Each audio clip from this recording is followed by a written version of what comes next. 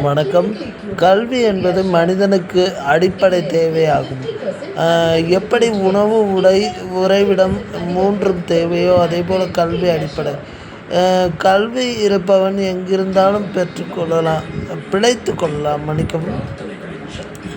அவனுக்கு பிழைத்து கொள்ள வளமும் நலமும் கிடைக்கும். எப்படி ஒருவன் வாழ வேண்டும் என்பதை அவன்தான் முடிவு செய்கிறான். கல்வி என்பது அவனை சிந்திக்க வைக்கும் கருவியாக இருக்கிறது என்பது திண்ணமான உண்மை. எப்படி நீ வாழ்கிறாய் என்பதை உன்னாலேயே முடிவு செய்ய முடியும். அதற்கு உனக்கு பக்குவப்பட்ட அறிவு வேண்டும். அந்த அறிவு கல்வியாலே கொடுக்கப்படும். அந்த கல்வி இல்லை என்றால் நீ களர் நிலத்தை விட மோசமான நிலைக்கு தள்ளப்படுவாய். எப்படி உன் வாழ்க்கை அமைய வேண்டும் என்பதை நீ முடிவு செய்வதற்கு உனக்கான தெளிவை கல்வி கொடுக்கிறது.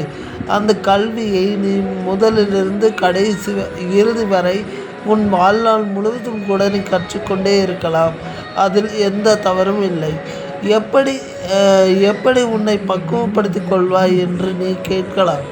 ஆனால் உன்னை பக்குவப்படுத்திக் கொள்ள கல்வி ஒன்றே மருந்தாக இருக்கிறது. எப்படி வாழ்கிறோம், எப்படி நம் வாழ்க்கையை கொண்டு செல்கிறோம் என்பதற்கு that is differentiated point has been at the education here. It just be one point. One will be the person who will be educated. You have a more knowledge to live a life. If people not uneducated, it will be not getting any action, any knowledge about the life. Educational people அனுபவ அறிவு வேறு, கல்வி அறிவு வேறு. அனுபவ அறிவு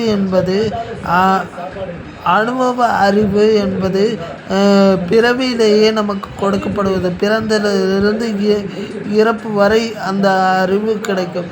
கல்வி அறிவு அனுபவ அறிவை விட சற்று சிறந்ததுதான், சற்று கூடுதல் மரியாதை, அவ்வளவுதான். இரண்டுமே தாழ்ந்ததும் அல்ல, உயர்ந்ததும் அல்ல. கல்வி அறிவு இருப்பவன் எங்கு வேண்டுமானாலும் சென்று பிழைத்து கொள்ள இயலும். ஆனால் இப்படி கல்வி அறிவு இல்லாதவன் அனுபவ அறிவு இருந்தாலும் பிழைப்பது கஷ்டம். நல்லதே நடக்கட்டும் அனைவருக்கும்.